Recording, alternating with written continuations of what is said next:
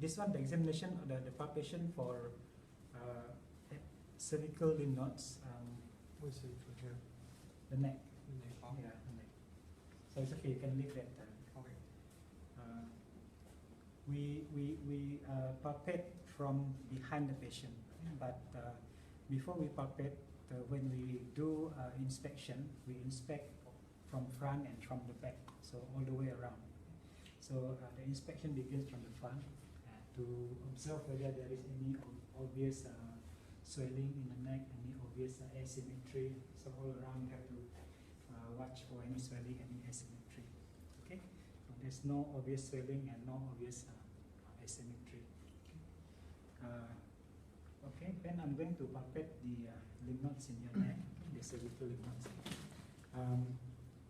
It is good if the palpation can be done in a smooth flow. So you have to recognize the group of lymph nodes that we are interested in. Okay. First will be the submental lymph nodes, which is right under the chin here. So you use your 2 fingers like this. You can use 3 fingers, both hands, on both sides of the chin here, and roll your fingers to the underside of the bone there, the mandible. Okay. So this you are trying to palpate for the submental group of lymph nodes. Okay. Then you palpate for the submandibular group of lymph nodes, which is located at the angle of the jaw here, right under that. Okay, under that, you palpate under that, and you try to roll your fingers against the bone there. Okay. If there are any enlarged lymph nodes, you'll be able to feel them. In some people, you can palpate a swelling there, which is not due to lymph node but due to the salivary gland, and I can feel Ben's salivary gland here, which is the submandibular gland, okay, both sides. Okay. Then after that, I'm going to palpate for the preauricular lymph nodes, which is pre means in front, so preauricular meaning in front of the ear. So if I roll my fingers against the bone here in front of the ear, which is the maxilla. Okay, so I can both sides. Okay, roll my fingers. Okay. If there are any enlarged lymph nodes here, I should be able to feel them. So here, there's none. Okay. And then I'm going to palpate the jugular chain group of lymph nodes. Some people call them the cervical, deep cervical chain. Okay, that group of lymph nodes will be present deep in the neck along the anterior border of the sternomastoid muscle. If you turn your head a little bit there, you can see that this sternomastoid muscle here will be a bit more prominent, so it's easier to feel. Okay. Now this one is better to palpate them one side at a time. So I'm going to palpate the right side first. Okay. So from up here, this is the upper border of the sternomastoid muscle here. Okay, so palpate on the anterior border downwards for any swelling lymph nodes. Okay. So you are palpating for the jugular chain group of lymph nodes. Some people call them the deep cervical group of lymph nodes. Okay, so and this side, you turn your head to the other side, and it makes the sternomastoid muscle here more prominent. So it's easier for you to palpate the lymph nodes here if they are present. Okay, so these are the deep cervical group of lymph nodes or the jugular chain. None. Okay. Then next, I'm going to palpate the supraclavicular group of lymph nodes. Supraclavicular meaning they are present above the clavicle. This is the clavicle. These are the 2 clavicles. Okay, the right and the left. And if there are lymph nodes present, they will be above that in the region we call the supraclavicular fossa, which is these 2 regions. Now this one, it is easier palpated if the patient shrug the shoulder a little bit, so they mind just shrugging a little bit, yeah, not too much. Okay, so when the patient shrugs the shoulder a little bit like that, it is easier to feel. Okay, so with the shoulder shrug like that, you can try to feel both sides. Okay, like this. So this is the supraclavicular group of lymph nodes. If they are present there, I can't feel any lymph nodes. Okay. And then we go to the posterior triangle of the neck, which is around this region. Okay. Posterior triangle of the neck, if you observe this muscle just now, which is the sternomastoid, and this muscle at the back here, okay, this muscle at the back here, which is the trapezius. Okay, so it is a border, the area between the sternomastoid and the trapezius. That is called the posterior triangle of the neck, and this will be the group of lymph nodes which are called the posterior cervical group of lymph nodes. If they are present, it should be present here. So you palpate this region, okay, and there are no group of lymph nodes. Similarly, the other side, on the other side, you also try to feel for the corresponding region, okay, which is the posterior triangle of the neck, behind the sternomastoid and in front of the trapezius. Okay. So there are no lymph nodes enlarged here. And then the next will be lymph nodes in the behind the ear. We call them the post-auricular lymph nodes, which is behind the ear. So you roll your fingers against the bony prominence here, which is the mastoid region. Okay. So trying to feel for any enlarged lymph node. There's none, and you must do the same on the other side as well. Okay. On the other side. Okay. And then finally, you palpate for the occipital group of lymph nodes, which is in this. This is the so-called occipital region. Okay.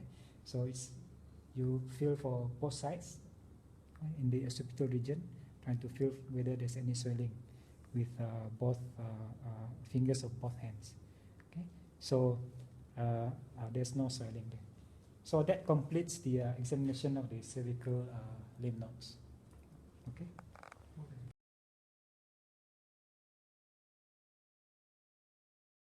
Okay, start. Good afternoon, Lord. I'm going to examine your axilla to find out whether any lymph nodes are swollen. First, I need to have a look, I need to inspect. So do you mind putting your hands up? Right, no obvious swelling. No obvious swelling. Then I'm going to first examine your right axilla. Examination of the right axilla, we use our left hand to examine the patient's right axilla. It is useful to get the patient's arm relaxed, so you have to support the patient, and normally what we do is we get the patient to rest on our examining arm. So can you just rest your arm on mine? Just put the whole weight of your arm on mine. Right, okay. So I'm going to put my examining finger right into the roof of the axilla, okay, that I'm trying to examine the apical or the central group of axillary lymph nodes. Then I'm going to move my fingers anteriorly like this in the axilla, trying to examine the anterior group of lymph nodes. Some people call it the pectoral group of lymph nodes. After that, I'm going to move posteriorly to examine the posterior group of lymph nodes. Some people call it the subscapular group of lymph nodes. And then I'm going to put my fingers laterally, which is in fact the medial border of the arm, to examine the lateral group of axillary lymph nodes. Okay. So those are the main groups of the axillary lymph nodes. Okay, and I'm going to show you. Okay, so just rest the whole weight of your arm on mine. Okay, so this is going to be a little bit uncomfortable and ticklish. So if it's so uncomfortable, you let me know. Okay. So like that, I push my hand up, okay, and then push this one down. Okay. So try to feel for any swelling. Any pain? You okay? Okay. Okay. Right. So there's no swelling there in the roof of the axilla. So I'm going to feel for the anterior group, which is the behind this muscle here. This is the pectoralis major muscle. So we are feeling for a group of lymph nodes behind this muscle, which is the anterior group of lymph nodes or the pectoral group of lymph nodes. Yes. Okay. Also, there's no obvious swelling there. Then I'm going to go and feel behind, okay, to the posterior group of lymph nodes. Okay. which is in front of the muscle at the back here. Okay? This muscle is the latissimus dorsi muscle. So it is in front of this muscle here, trying to feel for the group of lymph nodes there, and also no palpable lymph nodes there. Okay? Then I'm going to feel laterally, which is the medial border of the arm. Okay? Try to feel for swollen lymph nodes. Then there are also no lymph nodes. So there are no lymph nodes there. And then finally, outside the axilla is the group of lymph nodes, which are called the infraclavicular group of lymph nodes, which is around here. If they are palpable, then they should be present around here. But I do not feel any palpable lymph nodes here in the infraclavicular fossa, we call it, this space. Okay, so there's no lymph nodes palpable. And I'm now going to examine the left side using my right hand, and the techniques are similar. So you can rest the weight of your whole arm on mine, and then I'm going to again examine in the fashion which I described just now. At first at the roof of the axilla for the apical lymph nodes, and then anteriorly for the pectoral lymph nodes, posteriorly for the subscapular lymph nodes, and laterally for the lateral group of lymph nodes. Okay. So just rest your, so going up into the apex of the axilla. Okay. So no lymph node. Okay. Then anteriorly to behind the pectoral muscles. So these are the anterior groups of lymph nodes, also no lymph nodes. Okay. Then posteriorly, okay, posteriorly to the in front of the trapezius here. Sorry, in front of the latissimus dorsi muscle. And then laterally, okay, to the medial border of the arm. Also, there's no lymph nodes.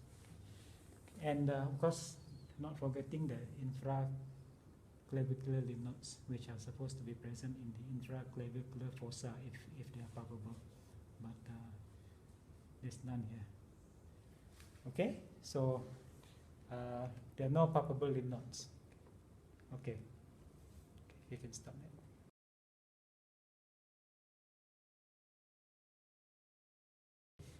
Next, I'm going to show you how to examine for the epitrochlear lymph nodes. The position of the epitrochlear lymph nodes will be around here if it is enlarged.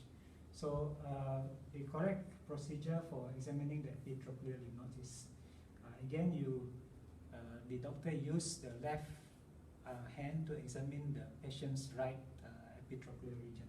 So if you support the arm like this, okay, the patient rests the whole weight of the arm on the doctor's hand. If you bend the elbow to about 90 degrees, okay, and the doctor's little finger, you try to use the finger to locate the bony prominence at the inner side of the elbow here, which is called the medial epicondyle. Okay. Now you have 3 fingers left free. Right above that, you can use the 3 fingers to palpate the area for any enlarged lymph nodes. So this is the epitrochlear lymph nodes you're palpating for. So this should be the region where they are present if they are enlarged, but there's no enlargement here. Okay? So this is how you palpate the epitrochlear lymph nodes on the patient's right side using your left hand. Now, for patient's left, you have to use your right hand. Okay, again, you support the weight of the patient's arm like this. And you use your little finger to anchor and locate the medial epicondyle of the humerus on the left side. And then use your 3 fingers, which will locate a position above your little finger where you expect to find the epitrochlear lymph nodes. So you palpate using your other 3 fingers, and if there are any enlarged lymph nodes in the epitrochlear region, they should be palpable at this region, but there's none here.